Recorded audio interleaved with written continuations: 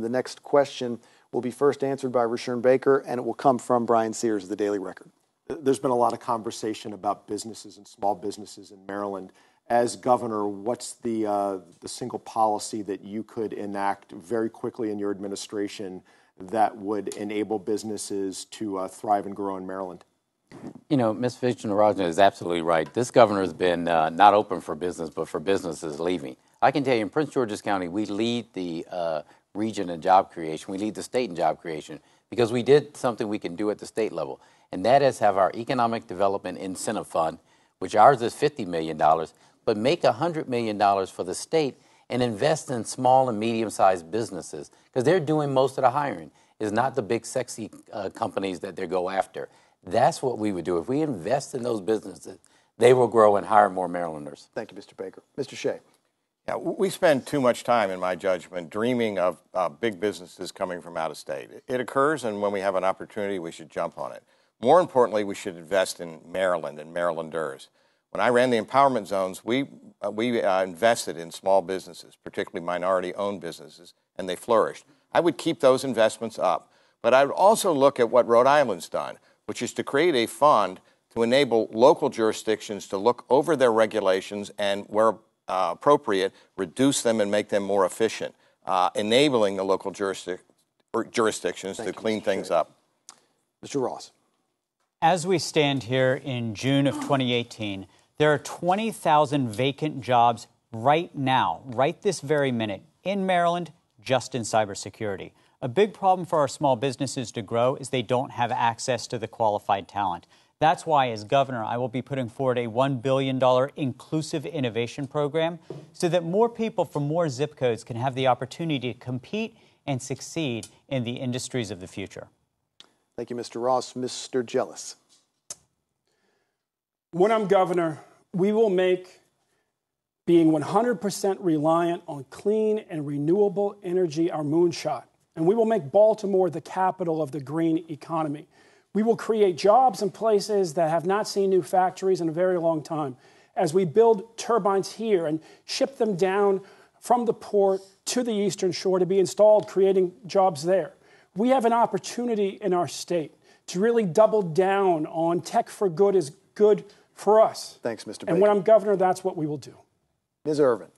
Yes, if the state of Maryland is going to incentivize bringing Jeff Bezos, the richest man on the planet, and Amazon to Maryland, then we should be able to incentivize $8 billion worth of tax relief to locally owned businesses owned by women and minorities to Maryland. We can do better than this, and I think this is an issue that the next governor should take up. Senator Madaleno on small business. My running mate, LaWanda Jenkins, ran the state's small minority and women-owned business program. We have together the most experience in this field. We need to use the authority the state already has to invest in growing small businesses, and especially minority and women-owned businesses, because that's where the biggest bang for the buck is going to come in the future. The state has a $50 million annual capital program to help small businesses. The governor is only spending $5 million of it because he's not looking in the right places to invest in those small businesses. We will. Mr. Jones. I certainly, as governor, want to invest in small businesses. I also want to invest in businesses that have failed, such as the Pennsylvania Avenue Market. You go through the market, all the stalls are empty. So I think it's time that we begin not only invest in small business, but begin to rebuild some of the businesses that we have that have failed in Maryland and Baltimore City as well. Shout out for the Avenue Market. Thank you, Mr. Jones. Now to Ms. Vignarajah. If Democrats want to be the party of the working class, we've got to be the party of small businesses. And so the single most important approach I will employ as governor is, rather than rolling out the red tape for small businesses, I will roll out the red carpet. What that means is stopping nickel and diming small businesses with fines, fees, and taxes.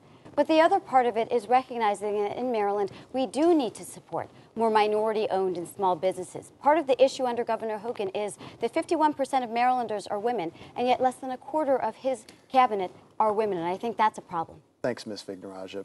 Mr. Ross, you have a rebuttal on the small business issue.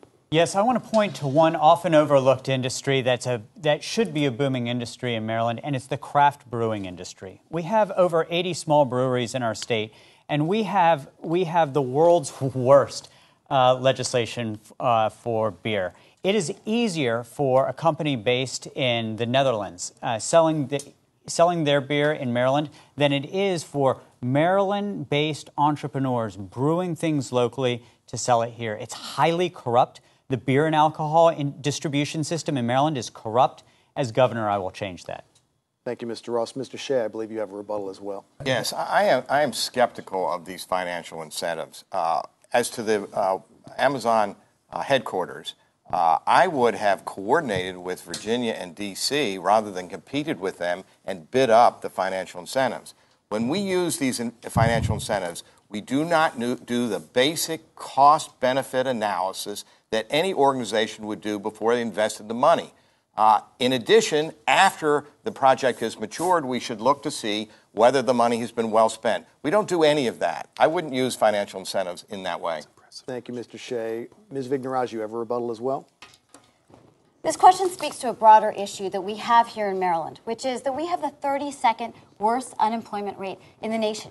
If you take out the federal jobs from our economy, we would have by far the worst unemployment in the country. And so for me, it's about investing in a few different things. First, infrastructure, including universal high-speed broadband across our state. Second, making sure that we support the trades by investing in free community college. We've got to destigmatize the trades because there's a real opportunity for jobs that exist but are not filled. And third, we need to invest in the innovation economy. Thanks, expand Ms. Vigneraj. biotech, cybersecurity, and IT. I believe we have an oversight on my part. We may have missed Mr. Jaffe in the original answering of the small business question. What are your thoughts on this issue? In 1991, along with my partner, who's now in heaven, we started Project Kindness. We help people find jobs free of charge. We don't charge. I still do it. So if anybody needs a job, give me a call. Check my website. And secondly, too much bureaucracy. I'd like to suspend the General Assembly for about 3 years to give people some relief.